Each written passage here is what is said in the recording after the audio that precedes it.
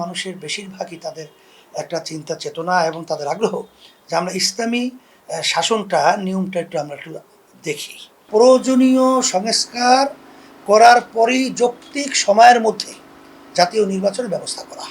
আওয়ামী লীগ তাদের কার্যক্রমের মাধ্যমে মানুষের অন্তর থেকে অনেকটাই কিন্তু তারাও দূরে সরে গেছে। প্রিয় দর্শক, আজকে আমরা উপস্থিত হয়েছি বিশিষ্ট ইসলামী চিন্তাবিদ, ইসলামিক পণ্ডিত এবং ইসলামী আন্দোলন বাংলাদেশের আমির মুফতি সৈয়দ মোহাম্মদ রেজাউল করিমের কাছে, যিনি চরমোনাই পীর হিসেবে প্রখ্যাত। তার সঙ্গে আমরা আজকে কথা বলবো বাংলাদেশের আগামী দিনের রাজনীতি নিয়ে। বারবার নির্বাচিত হয়ে আসছে আওয়ামী লীগ, বিএনপি, কিছু আসন পাচ্ছে জাতীয় পার্টি এবং জামাতও পেয়েছে। তো সেই ক্ষেত্রে কি আপনি মনে করেন যে বাংলাদেশের মানুষ ইসলামিক শাসন বা ইসলামিক শরিয়া আইন বাংলাদেশে চায় না বলে আপনারা ভালো ফলাফল করতে পারছেন না? জাতীয় পার্টি এখন তো এক পর্যায়ে তেমন উল্লেখযোগ্য অবস্থান তাদের এখন নাই। তারা কিন্তু অনেকাংশে অনেক দুর্বল হয়ে গেছে। আওয়ামী লীগ তাদের কার্যক্রমের মাধ্যমে তারাও কিন্তু মানুষের অন্তর থেকে অনেকটাই কিন্তু তারাও দূরে সরে গেছে।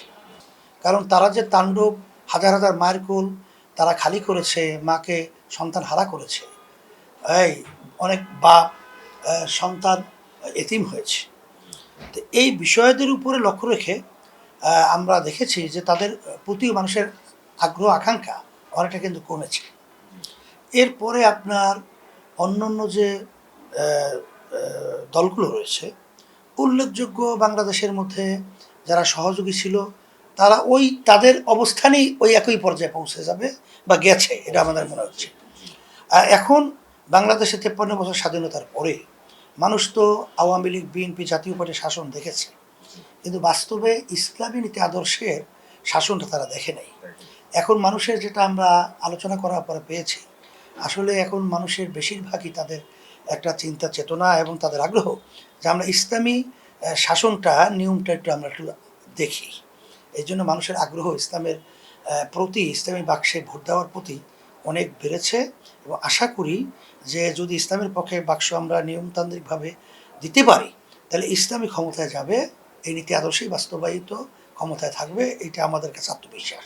সমমনায় ইসলামী দলগুলোকে নিয়ে আপনারা একটা জোটের চিন্তা করছেন। এই জোটে কি বিএনপি, জামাত বা এনসিপির অংশগ্রহণ বা তাদেরকেও নেবেন বা তাদের কাছেও যাবেন কিনা আপনারা? এখানে আমরা সমমনা ইসলামী দলগুলো নিয়ে অনেক আগ থেকেই আমরা ভিন্ন ভিন্ন আলোচনা করে আসছিলাম। 5টা সমমনা দল আমরা একত্রিত হয়েছি, আর সামনে আরও অনেক দলের সাথে আমাদের আলোচনা চলমান থাকবে। এটা আমাদের ধারাবাহিকতার মধ্যে আছে। আপনাদের এখন জাতীয় নির্বাচনের প্রস্তুতিটা কেমন এবং কতগুলো জায়গায় আপনারা প্রার্থী দেওয়ার চিন্তা করছেন? জাতীয় নির্বাচনের ব্যাপারে আমরা তো 2018 সালে 300 আসনই প্রার্থী দিয়েছিলাম। আইনের জটিলতায় একজন প্রার্থী আমাদের বাদ পড়েছিল। 299 আসনে আমরা প্রতিদ্বন্দ্বিতা করেছিলাম।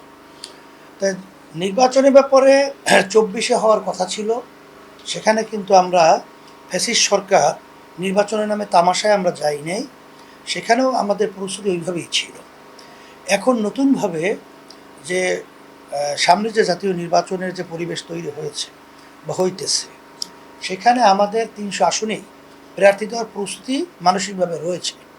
তবে যেহেতু আলহামদুলিল্লাহ ইসলামী দলগুলো নিয়ে আমরা ইসলামের পক্ষে একটা বাক্স পাঠাবার যে সিদ্ধান্ত আমাদের রয়েছে এবং সেই ধারাবাহিকতায় কার্যক্রম পরিচালনা হচ্ছে, তখন পরবর্তীতে আমরা পরামর্শ ভিত্তিক কত সিটে আমরা প্রার্থী দেব বা সমঝোতা হবে, তখন এটা পরিষ্কার বলা যাবে। তবে আমাদের প্রস্তুত 300 আসনই ওইভাবে আছে।